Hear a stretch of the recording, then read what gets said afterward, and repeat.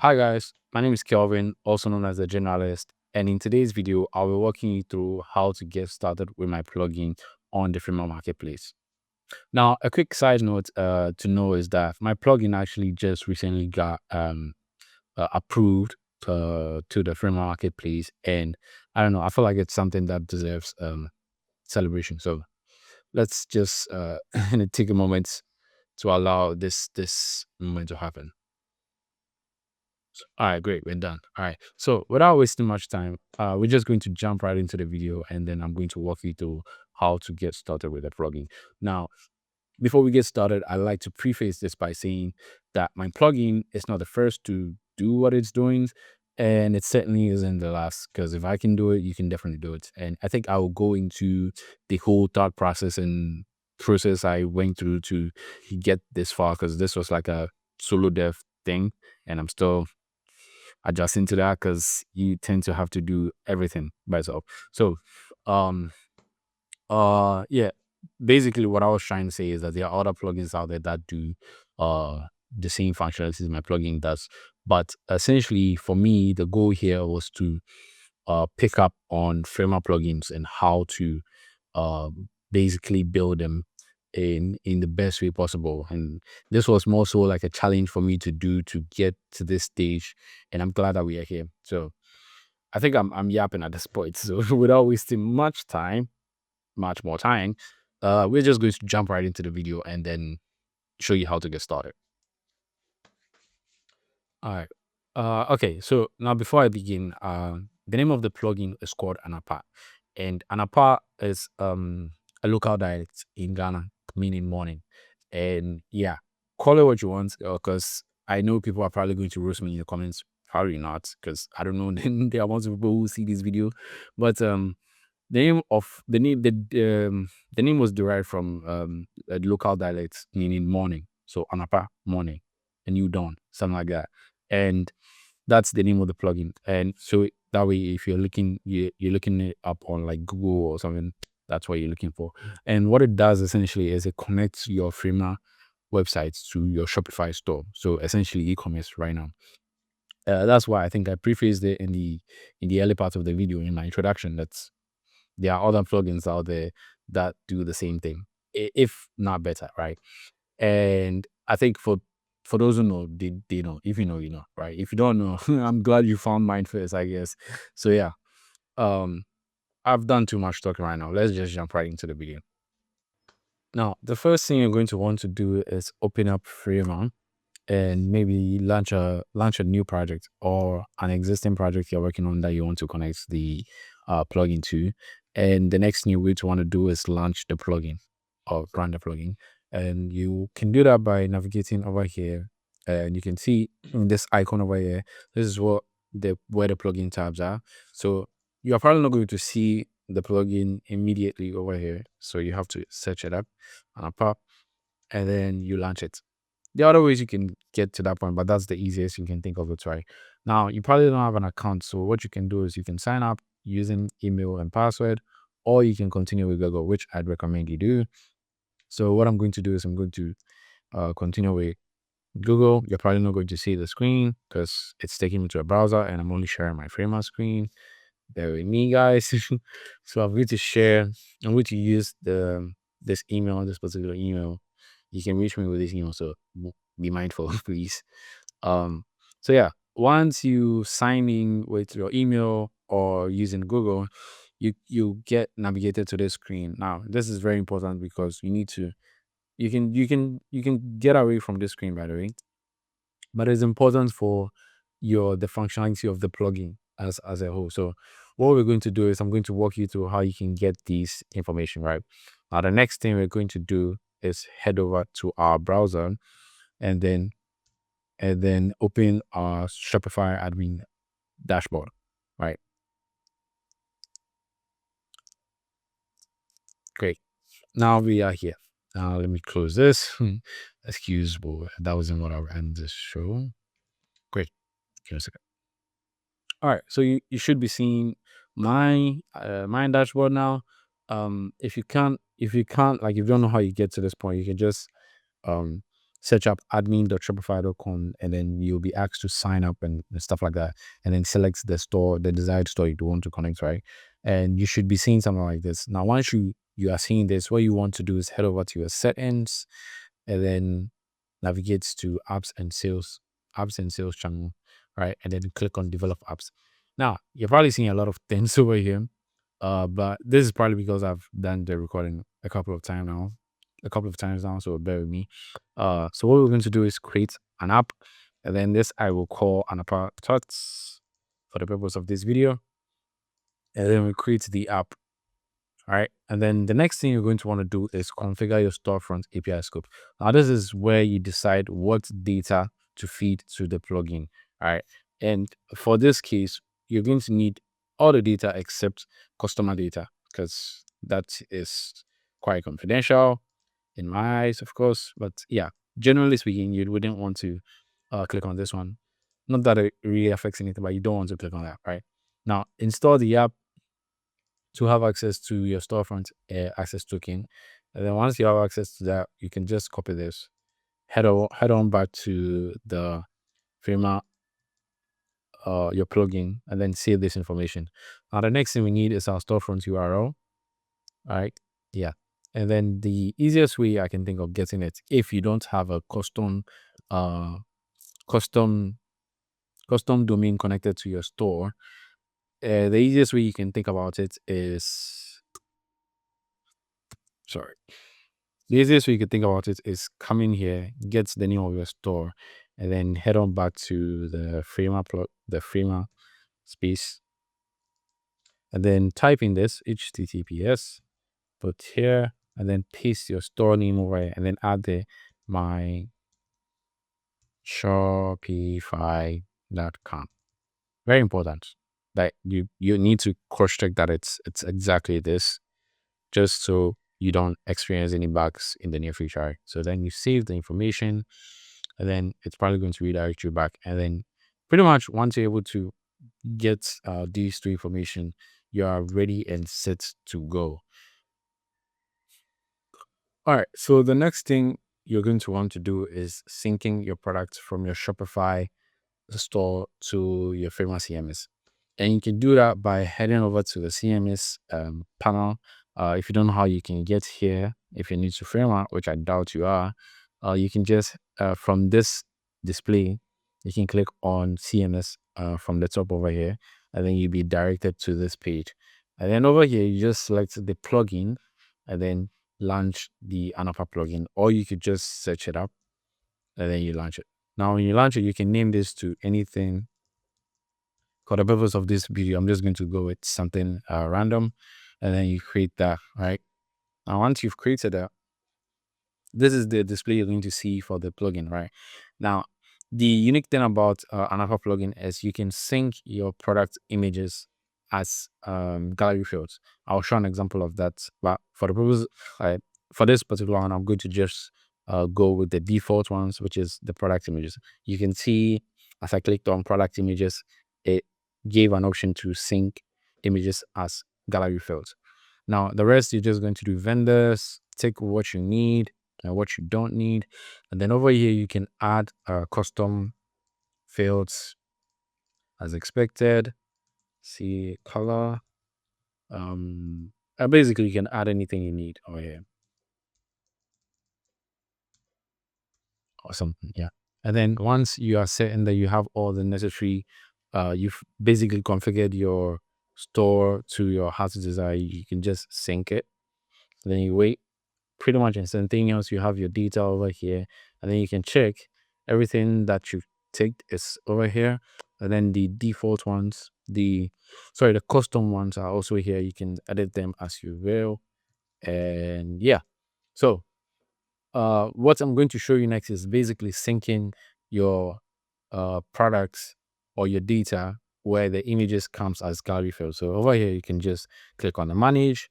You'll be brought back to the configure view, and then you can just click on this. Once you've clicked on that, you can just sync, and then yeah, now all your products come in, your product images or your data images comes in as a gallery field, which is not editable, but you pretty much get the point. Yeah. But moving forward, I think I'm just going to stick with the sync images as normal product images, and then we are back to this. Great. Now the next part, I'm just going to show you how. I think this is pretty much the third part of the video. The next part, I'm going to show you how the components works and what where to put what and stuff like that. Right? The component. Okay, so the next part of this video, the tutorial, is going to be me walking you through how to actually set up your website to function with the plugin, right? And that would be with the help of the components that the plugins come with. Now, before I move any further, at any point you realize that the plugin, some of the components are lacking some functionalities, or you probably want to have your own input on, like, oh, we need we need components for this particular functionality or something like that. You can always reach out to uh our team, and we'll get back to you as soon as possible, or we'll get that component sorted out immediately, right? All right, so moving forward, all we're going to do is, inside our projects, we're going to set up the global components, the components that basically allows for each of the other components to interact with each other and share data and stuff like that, right? Now what we're going to do is launch our plugin back again and head over to the component tab. Now before we even do that, actually, we want to close it, sorry, and then head over to basically click I on your keyboard and then head to sections. Look for, so because it's like a fast-paced tutorial, not necessarily fast-paced, but I'm basically walking you through how to get started with. So I'm going to use some of the um pre-made templates that Framer comes with, right? So we're going to use a simple navigation, right? Something like this. Great. And with this already set up, I will just add some other default stuff just to make it look whole, I guess. Yep. Okay, moving forward, let's add another one somewhere there. Maybe add the logo.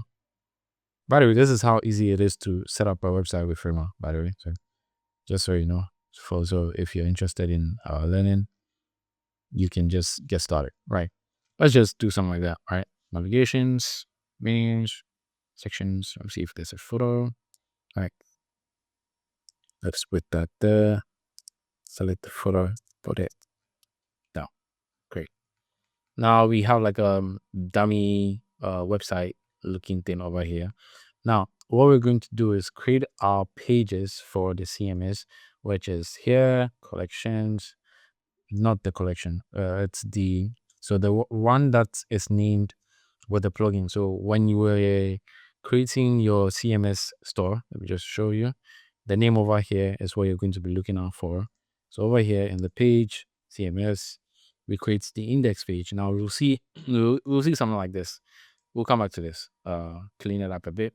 Now we'll do that. I wouldn't really go into the the details page. What we'll be focusing on is just the index page. The details page, I think, could be self-explanatory. The most important part of it is having the global components interact with everything, right? Now, what we're going to do is over here, click on the navigation, right? Do not double click, to be honest. It doesn't matter what you do, but don't double click. What we're going to do is right click on it and then create a layout template. Call this layout template anything you want, to be honest. I'll just call it default.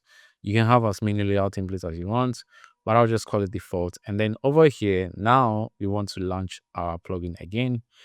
And this time, what we're going to want to do is go to our components tab, head over to global, and then drag and drop this over here. All right. Great. Give it some time for it to load. Now, once you have global, then you can just click it, select your frame, paste it in here, put it as absolute or fixed, whichever you choose, but I suggest you use fixed, by the way. And then so you can see it's showing over here, but it's only going to show when you're in the canvas mode. When you're in the preview mode like this, it's not going to show. When you're in your published website, it's also not going to show. So this is just to remind you that you're not supposed to delete this particular component, as it is the key to everything working. And having this component over here allows it to like communicate with the other components for things to function as expected, right? So yeah, you'd want to have this component over here, and then maybe you don't want to be seeing this over here. You can just turn this down, right? And then it's there, but you can't see it. So you can always do that. But I don't know. I don't see the harm. Okay, maybe let's just leave it that way. Now, once you have this done, what we're going to do is we can close this now for now. And then hold on, I've created some just a quick sketch for a product card, and then you come over here. We put the product card over here, the one that I just sketched up, and then I will just create this as a component. Just name it card for testing purposes. Add some plain text. Yes. Tags, plain text, title 2. Okay. Price, important. Now for compare at price is actually a component that comes with the plugin. So what we're going to do is launch up the plugin and then look up compare right there, paste it here, and then you just replace it with this, right? Now over here you can always change the typography to what you want it to be. What we're going to do is just take this, leave it as it is, to be honest. It's just going to work. And over here we have everything we need. Over here we need to have images, and then image, yeah. And then you come back to over here, take this guy. Actually, I almost forgot this guy. Now this will make sense in a bit. Let's just put this over here for now. Click on this, replace with this guy. I'm just using some shortcuts over here to get things going. I don't know if you guys want to know the shortcuts, but let's just keep things going. All right, let's make this wrap. Yes. So now we have something decent to go with, right? Now, I'm just going to close this for now. Now that we have this, you can see everything coming together, but you need to feed in the actual data that is coming from the CMS that is for this page. So over here, we'll have the title, we'll have the tags, which I'm sure it came with tags. Now, the other ways you can go about this, I'm sure if you're a framework expert, you probably know. If you're not, I'm sorry, but that's not the purpose of this video. Do let me know if you want me to go over like stuff like these in detail. So over here we can have price, and then it's coming as plain text. So let's do that as price again. Give me a second. As a formatted number. Actually, not as a formatted number, sorry.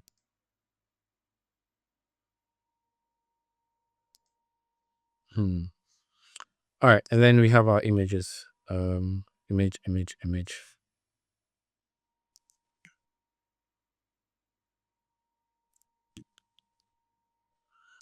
Yeah, you'd want to use the featured image. Yeah.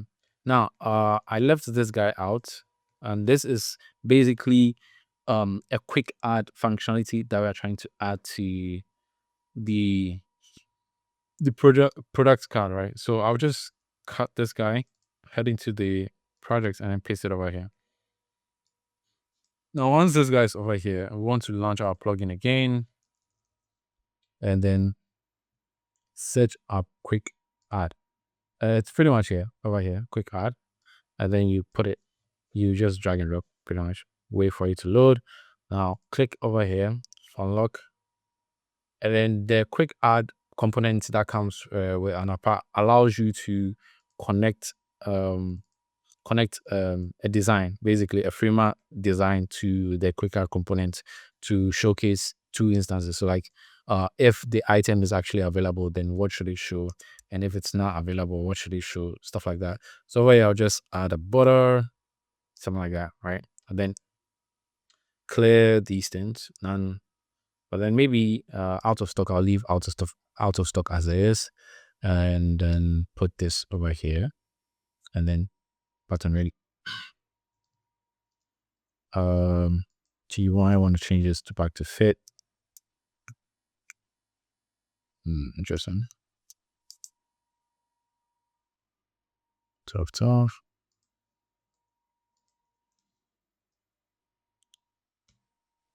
Oh, I see.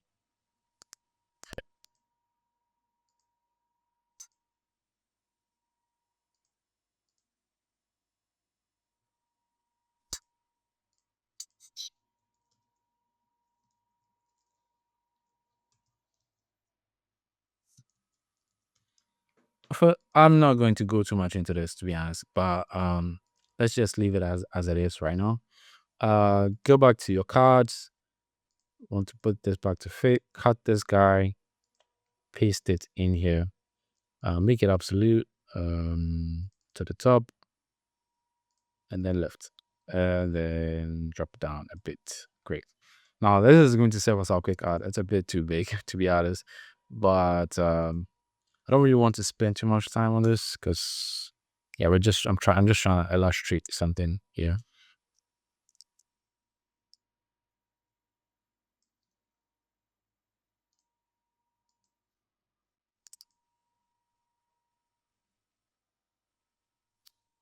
Just type quick art. Do it that way. I think it's much better this way. All right. So over here we have our quick add button over here, and essentially what it does is it adds the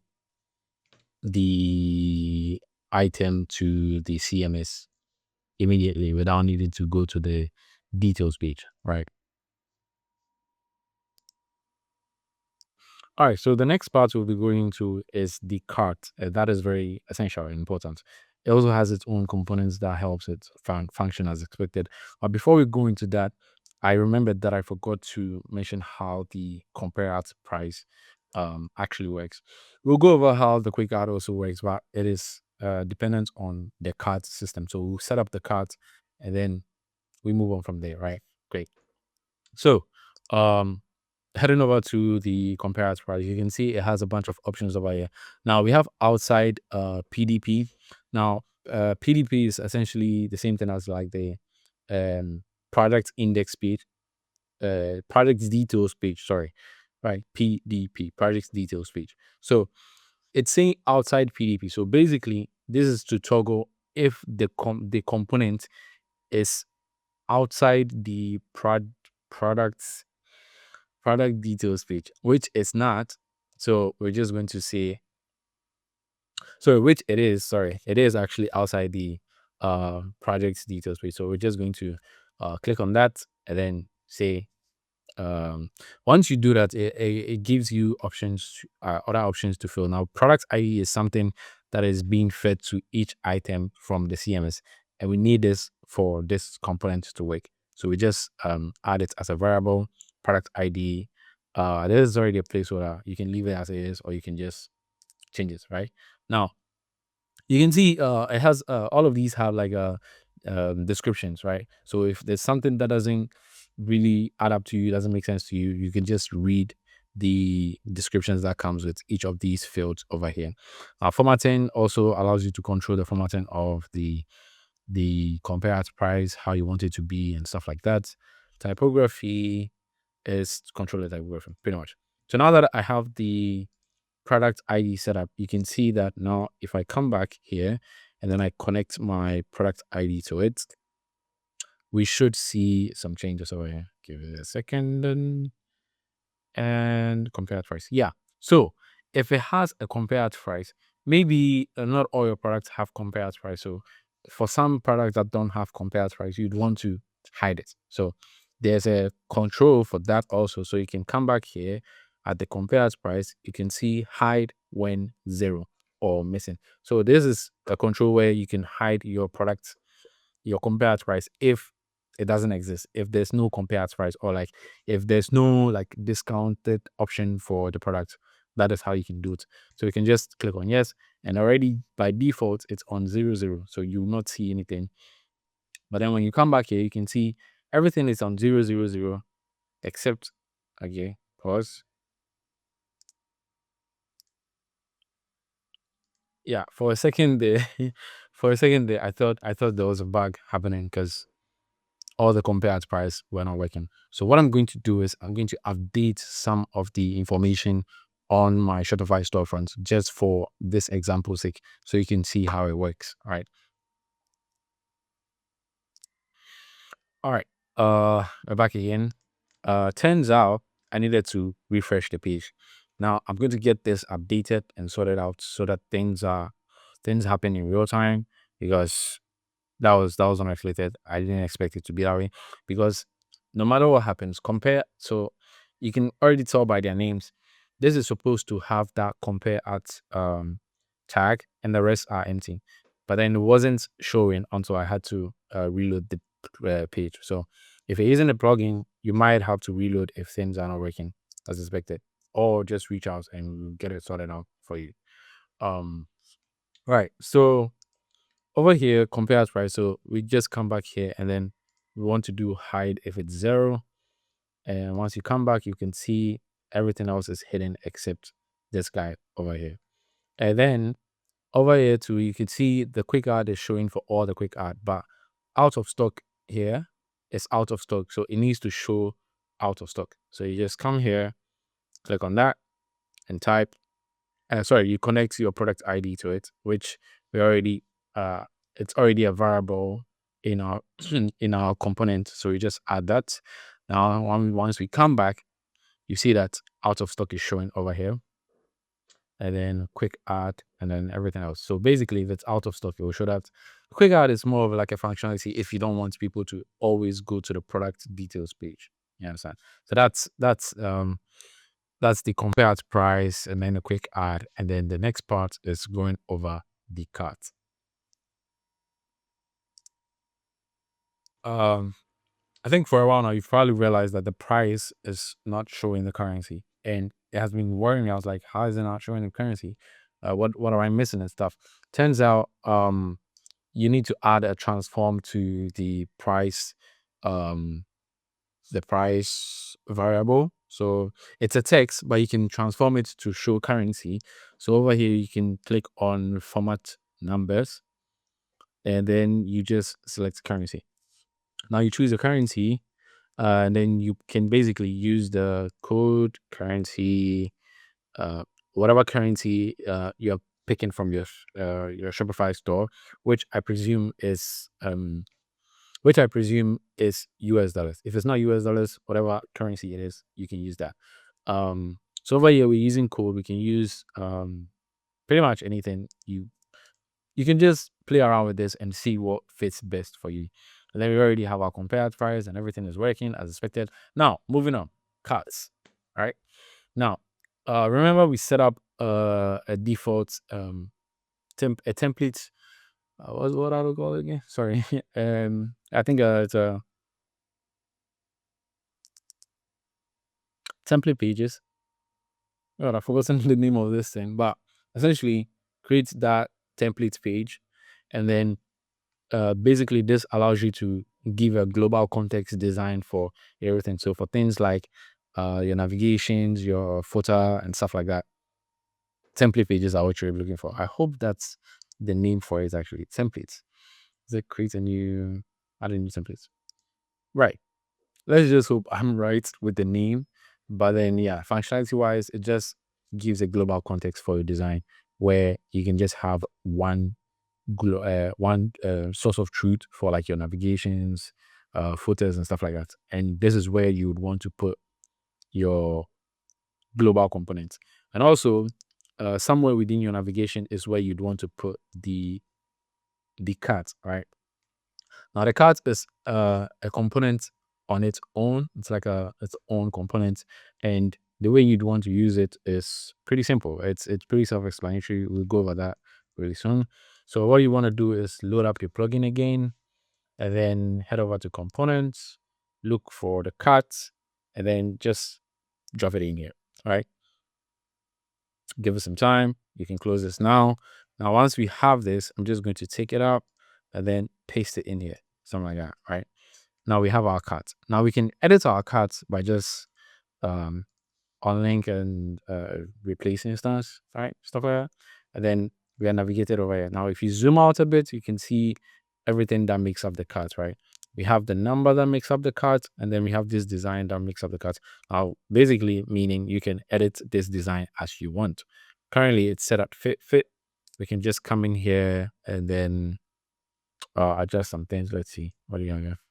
Yeah, we can adjust something like this. Make it 30, 30, right? Just make it as small as you want. Really doesn't matter how you want it to look, is what it's going to look like, right? So yeah, the cart is made up of it takes four component instance: the cart number, the cart header, the cart body, and then the cart footer, right? Now, each of these components have its own like things we can go over. Let's briefly go over this. Cart header basically has item count and then a close. And the cart container, it's like the cart switcher for empty state and non-empty state, right? And then over here you can edit the way your cart is being previewed, and then over here you can just edit this to look like your empty state for your cart, right? Moving on, let's go back to, I would have to come back here. Look for this. Yeah. And then over here we have our cart footer. You can also edit this to your liking, to how you want it to be. Over here, subtotal, it's a component on its own that you can also edit as you please. So yeah, all these basically the level of control you want to have with the Anopa plugin is limitless. I hope I'm not overstating it, but pretty much, if you find there's like any limitation, you're not able to edit anything to your liking, you can just reach out again, and then you'll get it sorted out for you immediately. Right. Now, moving on, the cart, how to edit it. Now, already you can see it's connecting to all these instances, right? Now, what we want to do is you can also like let's briefly go over the controls. Over here we have show footer. Show footer even when the cart is empty, you can have control over that. And this is basically pointing to, or these are all component instances pointing to the cart, right? Now the overlay. Before we even go over the actual cart controls, let's just take a look at what the cart looks like, right? So currently there's nothing in the cart. It looks like this. We can close it. We can come back, and then what we can do also is try and add something to the cart, right? So let me go back here, and then because we have quick adds, we can try and test quick adds out, right? So over here we can just do, now you can see already I'm having some cursor issues here. That's not what it's supposed to look like. So we can just go back, click this, come to our quick add, locate this guy here, and then add a custom cursor to it, which will look like this. It's better that way. Right, now we come back here, we go here. Now you can already see on out of stock, it already has its own cursor. But then the quick add, we needed to add it. It could have been done before the like component was added, but then again, let's just follow along. Let's add something from here. Quick add. Now our cart is working. Easy as that, bro. This is going to get fixed. Don't worry about that. And then we close. Now you can see out of stock, we can't add that. We cannot add that no matter how many times we try. But then we can add whatever we want, right? You can add this too. You can increase quantity. You can clear the cart. You can close it.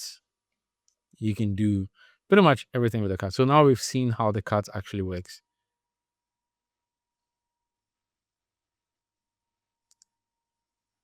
Right. Let's just for testing purposes, let's just add some items to the cart. All right. So what's happening here? Okay. See? Yeah, that was something was happening here. All right. Let's just leave that as is, and head over to our carts. Basically, I'm just going to walk you guys through some customizations you can have with the cart. So over here we can select our cart, which is inside another stack. So you need to make sure you're looking at your layers panel when you are trying to navigate to the cart. All right. Now inside here we want to come to our cart view, and this is where we have control over the cart functionalities, right? You have things like padding, background, anchor corner. Anchor corner is more so where do you want the card to be positioned, right? Now we have top right. You can do top left, and let me just quickly show you an example of how that would look like. That right now, double rendered. That's not supposed to happen. I think it only happens when you're in the canvas mode. Once you are published, it shouldn't be doing that at least twice. Uh, um, right. So we've tested that out. Now, other things you can do with this is, let's say the height is not 100 viewport height, or maybe it's like 30 or 40. Let's just say 40. Right now, let's take a look at that. Let's see. Okay, maybe not in viewport height because I think it needs to be in pixels. Let's do 600 pixels. All right.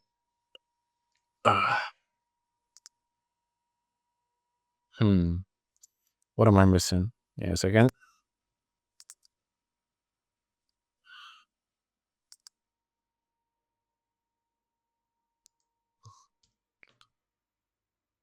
Oh, it's supposed to work.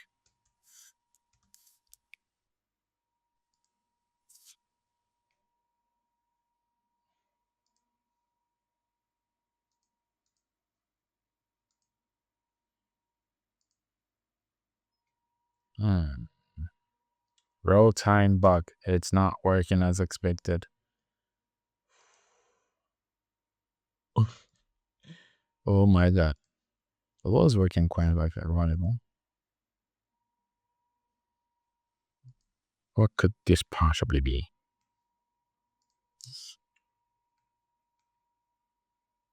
Card to there. Cards. Give me a second. Let me pause. I'm trying to find the issue.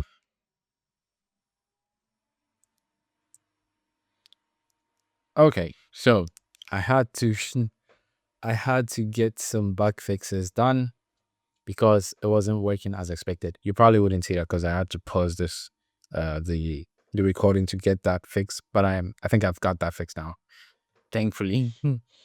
But then yeah, what I'm going to do now is update from my dev, and then everything should be updated.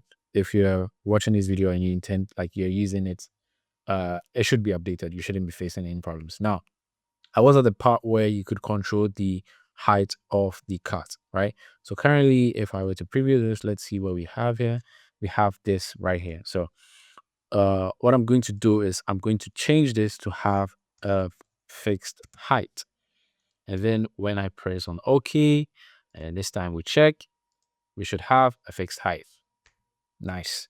The cool thing about this is you could also control the animation direction and then the position, basically the placement of the card. So let's do that. Let's put that into practice now. You can do, sorry, not there. You can do from the bottom, and then let's put it at the bottom because that would be the best case scenario for this. So this is on the bottom left over there. And then you can check on the bottom right too. Let's see, bottom right, great. And then let's see, you could also do like the animation direction from anywhere you want, to be honest. So let's do top right again. Okay, not anywhere you want, just the four corners of the screen. Yeah. Okay, great. So that is the cart in a nutshell. Currently, do we have any items in the cart? Yes, we have 2 items in the cart. You can increase them. You can always scroll down. Everything works like expected. And should you want to fall back to your default full screen cart, you can just come here, cancel this out, or like type in 100 viewport height. Actually, you need to type in 100 viewport height because you need that. You need to have uh, a value over here. Yeah. Great. Now we have that. Now, you always want to make sure that the animation direction matches the position of it. So I'm just going to go, because it's top right, it's going to come from the right. And then let's see. Great. It double renders. I'm going to get this fixed, but for the most part, you shouldn't really be worried about that. checking the clear functionality, everything works. We close. And then let's see, what else am I missing?